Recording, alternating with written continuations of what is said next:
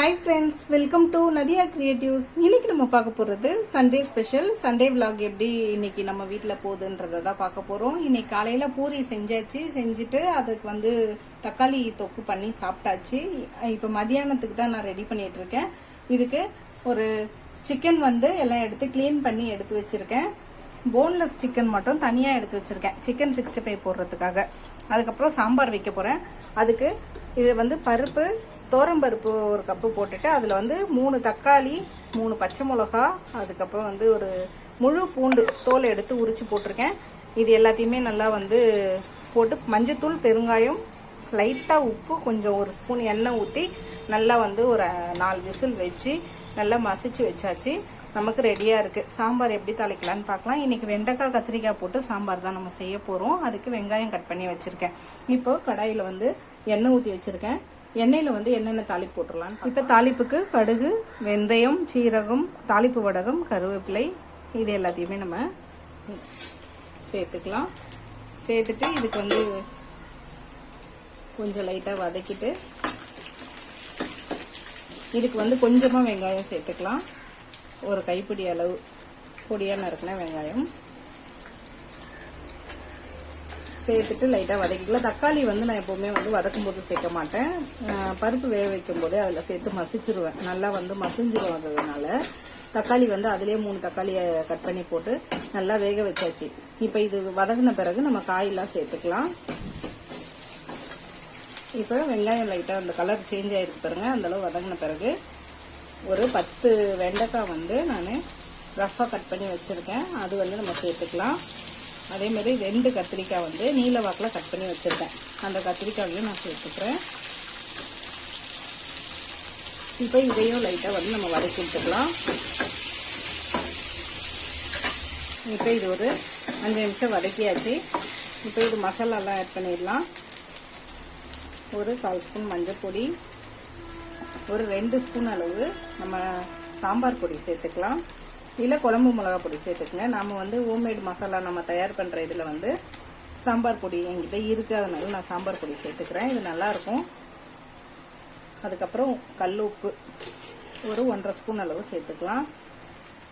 சேர்த்துட்டு இதையும் நல்லா இதில் கலந்துட்டு கொஞ்சம் ஒரு 2 மினிட்ஸ் அந்த எண்ணெயோட வதக்கும் போது இந்த காரத்தோட பச்சை வாசனை போயிட்டு கொஞ்சம் நல்லாயிருக்கும். அதனால் லைட்டாக வதக்கிட்டு நம்ம புளி, எலுமிச்சைப்பழம் அளவுக்கு, சின்ன எலுமிச்சைப்பழம் அளவுக்கு புளி எடுத்து கரைச்சி வச்சுருக்கேன். நான் 3 தண்ணி ஊற்றி அது கலந்து எடுத்து வச்சுருக்கேன். இப்போ அந்த புளியை இதில் சேர்த்துடலாம். மேலோட்ட கலக்காமல் ஊற்றிடலாம். ஏன்னா அடியில் கொஞ்சம் லேசாக மண் மாதிரி இருக்கும் நம்ம புளியில். அதனால் கலக்காமல் லேசாக அப்படியே மேலோட்ட ஊற்றிடலாம்.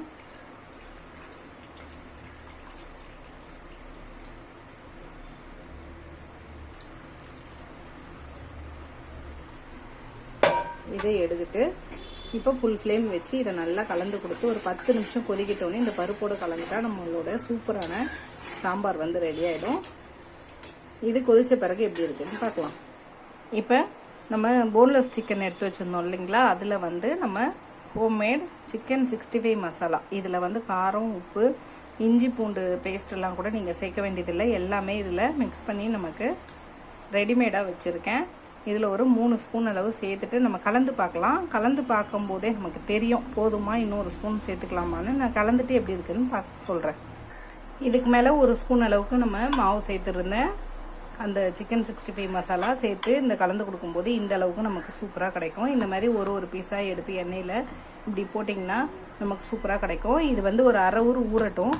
ஊறினா தான் நமக்கு நல்லா உள்ள வரைக்கும் காரம் உப்புலாம் ஏறி நமக்கு சூப்பராக டேஸ்டியாக இருக்கும். இது நான் ஃபுட் கலர் எதுவுமே ஆட் பண்ணல இந்த மசாலாவில். நான் வெறும் காஷ்மீரி சில்லி மிளகாத்தூள் மட்டும்தான் ஆட் பண்ணியிருக்கேன்.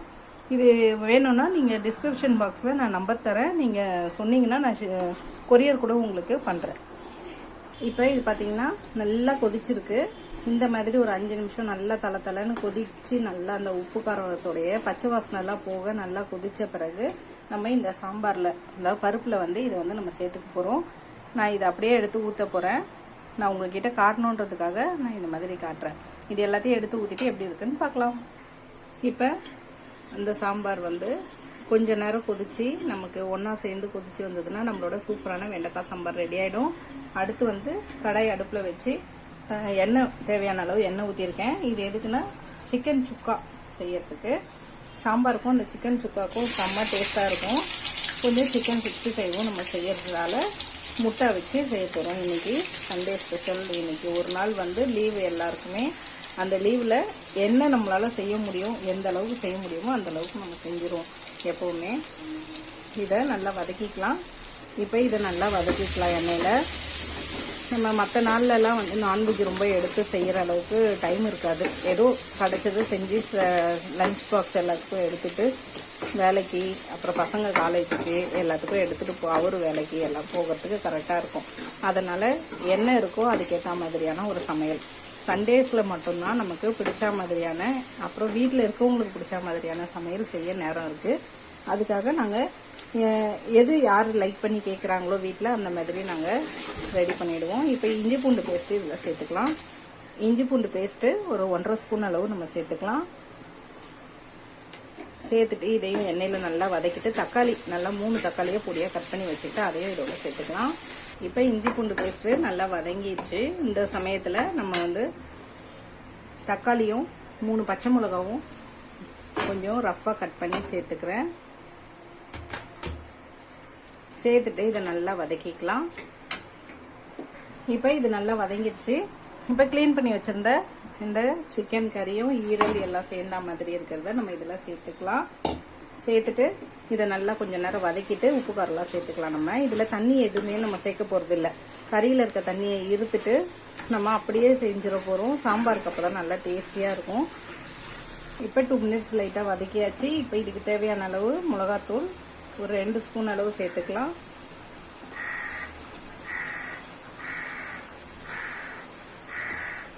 மஞ்சள் தூள் ஒரு 1/4 ஸ்பூன் சேர்த்துக்கலாம். மஞ்சள் தூளும் நம்ம ஹோம்மேட் மஞ்சள் தூள் தான். அதுக்கப்புறம் உப்பு, கல் உப்பு ஒரு 1 ஸ்பூன் அளவு சேர்த்துக்கலாம். 1லேருந்து 1.25 ஸ்பூன் வரையும் சேர்த்துக்கலாம்.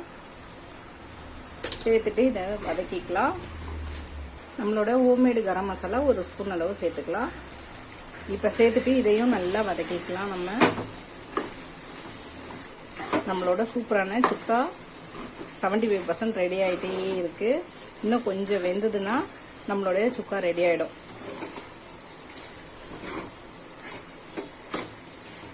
இப்போ ஒரு தட்டு போட்டு மூடி ஸ்லோலியே ஒரு 5 to 10 நிமிஷம் வெந்த பிறகு எப்படி இருக்குன்னு பார்க்கலாம். அதுக்கு முன்னாடி இதில் ஒரு கொஞ்சமாக வந்து கொத்தமல்லி தூவிக்கிறேன். அதேமாரி சாம்பார்லேயும் கொஞ்சமாக வந்து கொத்தமல்லி வந்து போட்டுக்கிறேன்.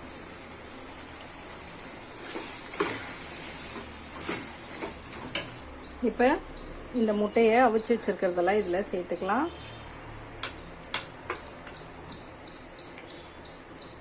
இப்போ நமக்கு சூப்பரான சிக்கன் சுக்காவும் அவிச்ச முட்டை, சாம்பார், அப்புறம் வந்து சாதம் இது ரெடியாக இருக்குது. இன்னும் சிக்கன் 65 மட்டும் பொரிக்கணும். அதையும் பொரிச்சிட்டு எப்படி இருக்குன்னு பார்க்கலாம். இது ஒரு 1/2 hour வந்து நான் ஃப்ரிட்ஜில் வச்சு எடுத்துகிட்டு வந்திருக்கேன். எண்ணெய் நல்லா காஞ்சிருக்கு. அந்த காஞ்ச எண்ணெயை ஒரு 2 ஸ்பூன் அளவு இதில் சேர்த்து நல்லா கலந்துக்கிட்டேன். அதனால் கிறிஸ்பியாக வரும். அதுக்காக நான் அது எடுத்து ஊற்றும் போது உங்ககிட்ட காட்ட மறந்துட்டேன். அதனால் நம்ம சிக்கன் வந்து கொஞ்சம் இது மாதிரி ஒரு பீஸாக தள்ளி தள்ளி போட்டு பொரிச்சிக்கலாம். இப்போ இது ஃபுல்லாக வந்து தள்ளி தள்ளி போட்டு வச்சுருக்கேன். நல்லா செவந்த பிறகு திருப்புவோம். அப்பப்போ திருப்பி போடக்கூடாது. எண்ணெய் கம்மியாக இருந்தால் கூட நம்மளோட சிக்கன் 65 மசாலா ஒட்டவே ஒட்டாது நம்ம கடாயில். அப்படியே வந்து எண்ணெய் கொஞ்சம் நான் வந்து நிறைய எண்ணெய் ஊற்றி அதை வீணாக்க எனக்கு பிடிக்காது. அதனால் நான் கொஞ்சம் லைட்டாக வந்து கம்மியாக தான் எண்ணெய் ஊற்றி இதை திருப்பி போடுவேன். இந்த பாருங்கள், உங்களுக்கு தெரியுதா ஒட்டாமல் வருது பாருங்கள். இந்த மாதிரி திருப்பி போட்டு நல்லா சோக்க வச்சு எப்படி இருக்குன்னு பார்க்கலாம். சூப்பரான நம்மளோட சிக்கன் 65 ரெடி ஆகிடுச்சு பாருங்கள். உங்களுக்கு நல்லா தெரியும் இதுலேயே பொறன்னு இருக்கு, நல்லா மொறுன்னு நல்லா பொரிஞ்சு இருக்கிறது. இப்போ இதை எடுத்து நம்ம ஒரு பாத்திரத்தில் எடுத்துக்கலாம். எடுத்துகிட்டு எப்படி இருக்குன்னு பார்க்கலாம். இப்போ நான் கொஞ்சம் தான் சிக்கன் வறுத்துருக்கேன். மிச்சத்தை ஈவினிங் நம்ம நைட்டுக்கு வறுத்துக்கலாம் அப்படின்றதுக்காக நான் வந்து எடுத்து வச்சுட்டேன் ஃப்ரிட்ஜில் அப்படியே எடுத்து வச்சுட்டு நைட்டுக்கோ இல்லை நீங்கள் சாயந்தரம் ஈவினிங் ஸ்நாக்ஸாகவோ வறுத்து கொடுத்தீங்கன்னா கூட பிள்ளைங்க பிரியமாக சூடாக நல்லா மொறுன்னு சாப்பிட நல்லாயிருக்கும். இப்போயே வறுத்து வச்சுட்டா வளர்த்து ஆகிடும். அதுக்காக நான் இப்போ கொஞ்சமாக மட்டும் வறுத்துருக்கேன். ஏன்னா சிக்கன் கிரேவிலேயே வர சிக்கன் இருக்குது. அதனால் நம்ம சுட சாதம், அதுக்கப்புறம் சிக்கன் 65, இன்றைக்கி சூப்பரான சிக்கன் கிரேவி, அப்புறம் முட்டை வந்து அவிச்ச முட்டை, அதுக்கப்புறம் வந்து நம்மளோட சாம்பார், சூப்பரான வெண்டைக்காய் சாம்பார். நம்மளுக்கு ரெடி ஆயிடுச்சு. இதை பார்த்தீங்கன்னா உங்களுக்கே தெரியும், செம்ம டேஸ்டியான சூப்பரான சாம்பார். இதே மாதிரி செஞ்சு பாருங்கள். செஞ்சு பார்த்துட்டு கண்டிப்பாக கமெண்ட்டில் எப்படி இருக்குன்னு சொல்லுங்கள். உங்களுக்கு பிடிச்சிருந்தா லைக் பண்ணுங்கள், ஷேர் பண்ணுங்கள், கமெண்ட் பண்ணுங்கள், சப்ஸ்கிரைப் பண்ணுங்கள். பக்கத்தில் பெல் ஐக்கான் பட்டனை ப்ரெஸ் பண்ண மறந்துடாதீங்க. தேங்க்யூ.